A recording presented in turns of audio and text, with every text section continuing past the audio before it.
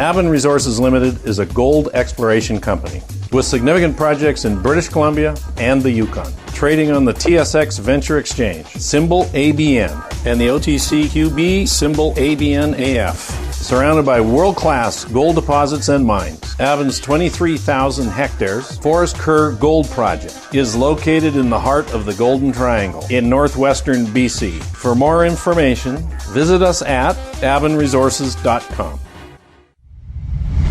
You're listening to HowStreet.com radio, available online at TalkDigitalNetwork.com. Welcome to HowStreet.com radio, the online source for market opinions.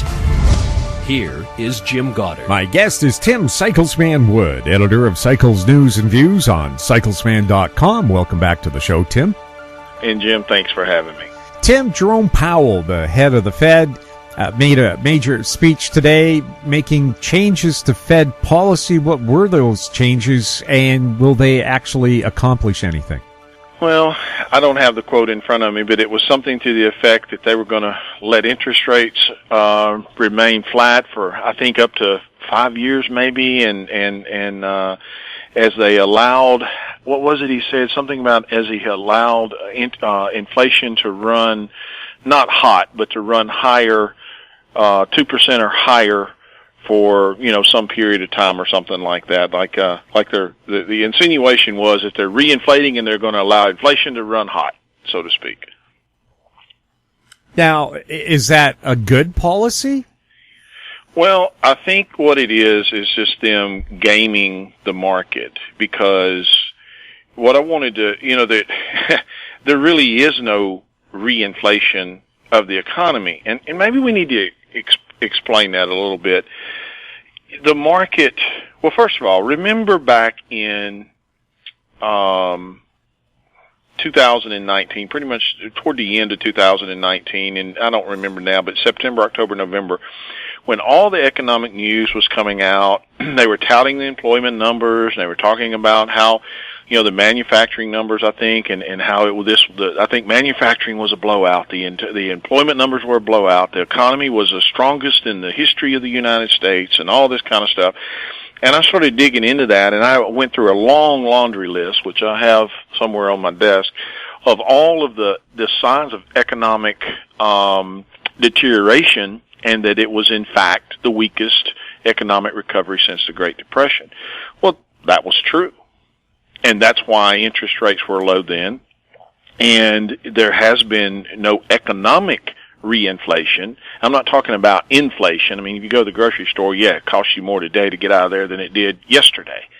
But that's not what I'm saying. There's no reinflation of the economy, and what they're trying to do is game that. It's an illusion.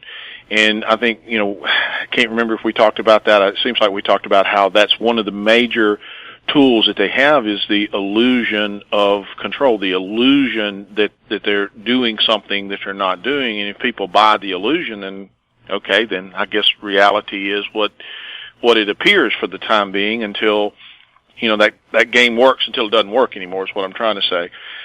But that said, granted, yes, we have this huge disconnect between the market and the economy. When we had going into the top back in last year in January and February, we had probably the biggest disconnect ever in history, and I would dare say that we still do, maybe even more so today than then. But again, there's no reinflation of the economy. Commodities have bounced a little bit out of some short and intermediate term lows, just like equities have. But the longer term structure is broken, and the underlying conditions of the market tell us that we're not seeing a reinflation. One example of that is looking at interest rates. If things are so good, well, why are interest rates so low? Why is he going to allow interest rates to remain low if the market is so strong, or if the economy is so strong? And they keep making also the connection between the stock market as if that is reflective of the economy, and it's really not. It's kind of the cover. And what people don't understand, this is kind of a controversial point. They may have to think about it a little bit, but what people really don't understand is that low interest rates are not stimulant. That's not stimulus. It's spun to believe that it is. Oh, interest rates are low, so we're washed with money because interest rates are low. No, interest rates are low because there's no demand for money and the economy is failing. That's why interest rates are low. That's why interest rates were low throughout, the blowing of the bubble into the 2019, January, February top this year. Since we've been talking, it's been, the building of the bubble. That's how we got here. And that's what that economic data was telling us all along. When I said that this was the weakest economic recovery since the Great Depression, it was. And the market has been blown up under this illusion, if you will. And I'm not minimizing that the market is where it is. Of course it is. And it's going to continue to work until it doesn't. But what I'm saying is it's, for lack of better words, it's kind of it's an illusion. It's a fraud. It's not what it appears to be. And so, what I'm saying is that these games with lower rates and comments like that it's just gaming the market. The rates are low because, like I said, the economy is failing and it's weak. And I have proof of that. Remember, one of the things I talked about back last year when we were talking about all this underlying economic data, one of the things was consumer credit. If credit is not expanding, the economy's not expanding. And I had all the other underlying data that we talked about, but consumer credit actually peaked in I'm trying to remember. It was November 2011. I just found the note on it. And if you look at current situations, I found some more data, digging into the underlying data. Automotive loans are collapsing. There's no demand there. The net percent of banks reporting the willingness to make consumer installment loans is at the lowest level since back in 2008, and it also peaked the second quarter of 2011, which confirms what I said about the expanding consumer credit. So consumer credit, the consumer is not willing to, or the banks are not willing to make the loan, and what I'm saying is that the consumer is not taking on the credit, if you will, if that makes sense. Looking at another piece of data, the percent of banks reporting stronger demand for commercial and industrial loans to small firms. Well, it peaked in 2014 and has been declining ever since, and it's actually at the lowest level since 2008 as well. If you look at the net percent of banks that are tightening the standards for commercial and industrial loans to small firms, they're at the tightest level since back in 2008. So again, the demand for the credit is not there, and the bank is tightening their lending policy. So money is tight, and the rates are being low. Like I said, that's not stimulus. They're low because the economy is failing, and it's being spun as positive. It's just the game of gaming the market, holding this market together, when in fact, like I said, it's very, very weak. We'll have more with Tim Cyclesman Wood right after this. Engineer Gold Mines is focused on the exploration and development of the historic high-grade Engineer Gold Mine situated 32 kilometers southwest of Atlin, British Columbia. Engineer Gold Mines is fully permitted for surface and underground exploration with the drill program now underway. Engineer Gold Mines Limited trades on the TSX Venture Exchange, symbol EAU. For more information, please visit us at engineergoldmines.com. Value from success, growth, and discovery. Golden Arrow Resources is a well-funded gold-copper exploration company with proven management and prospective properties in Chile, Argentina, and Paraguay. Golden Arrow trades on the Toronto Venture Exchange, symbol GRG, on Frankfurt, symbol G6A, and the OTCQB, symbol GARWF.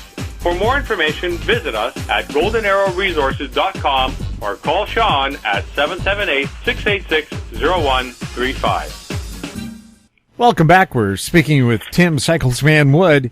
Tim, is the Fed trying to give the impression they so-called have your back? And but we might want to also note that market historian Bob Hoy, our frequent weekly guest on Fridays, has pointed out that since the Fed was invented, I think in 1913, there have been this is the 19th recession. And the whole excuse for the creation of the Fed was we want to prevent recessions.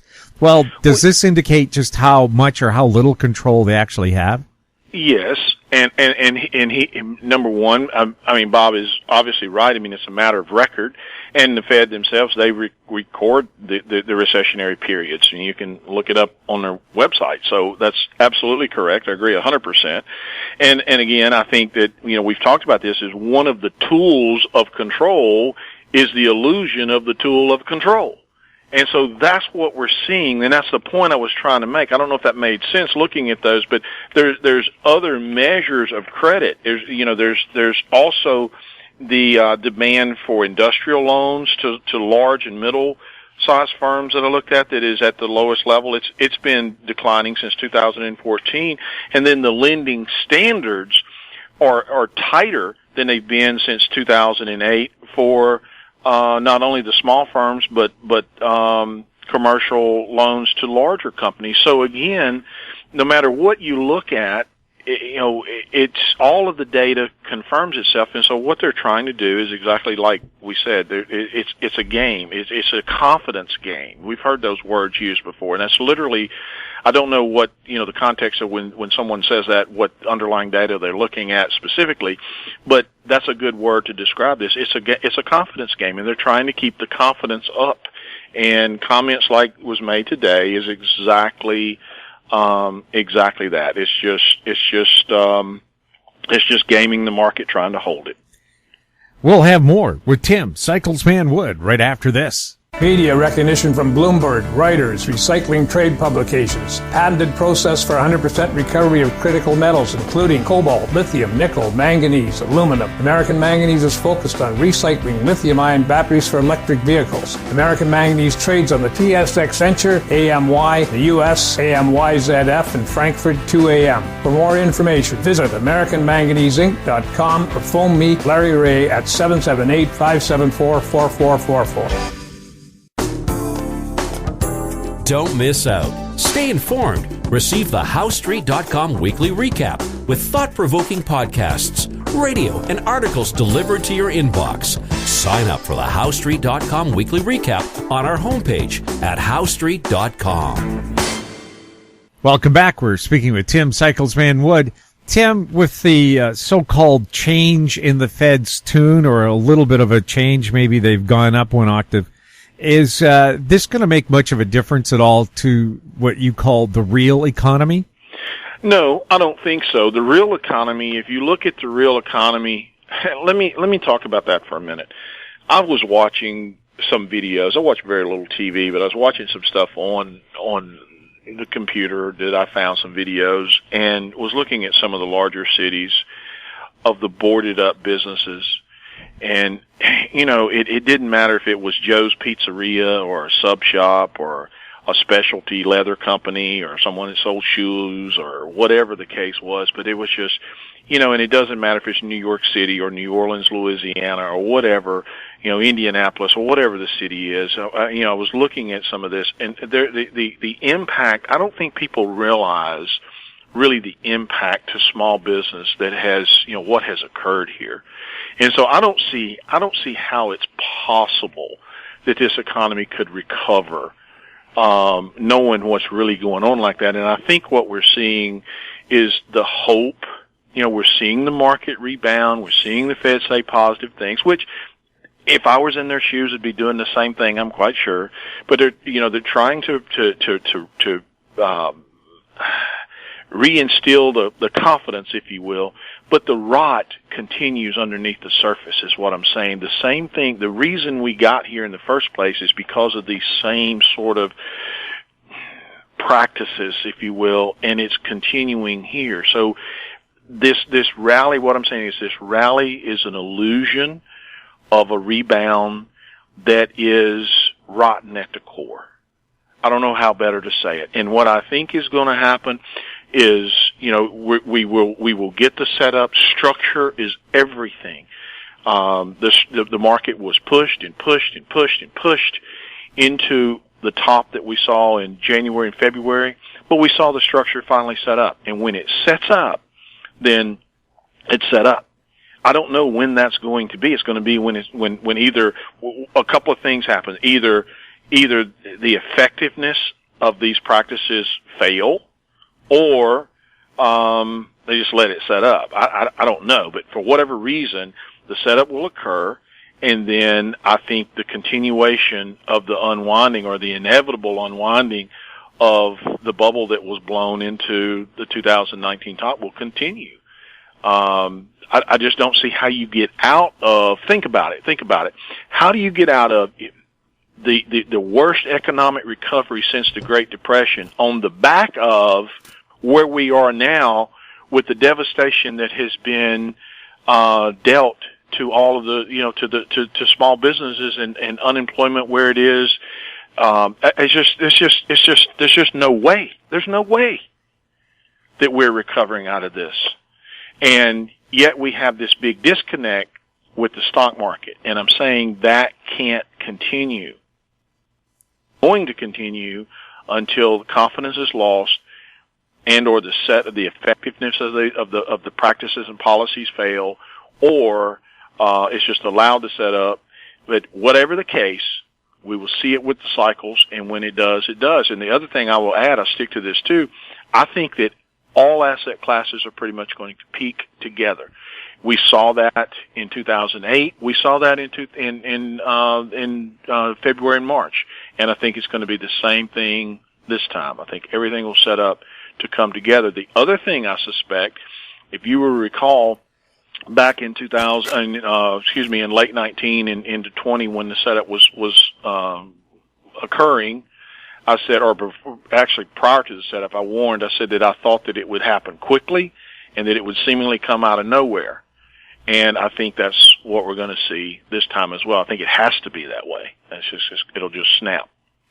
Now, many people have said this is great for gold. Gold is going to continue to charge on. Do you see that? I don't. And granted, I mean, I will admit, look, gold has held on and held on and held on a lot longer than I imagined, but this is a push into a major top. It's not a long-term breakout. It is a push into a 9-year cycle top. I think it has been somewhat of a fear trade, but I also think that when the liquidation begins, that it will all go down together. Gold will go down with everything else. And I say that based on the cyclical count.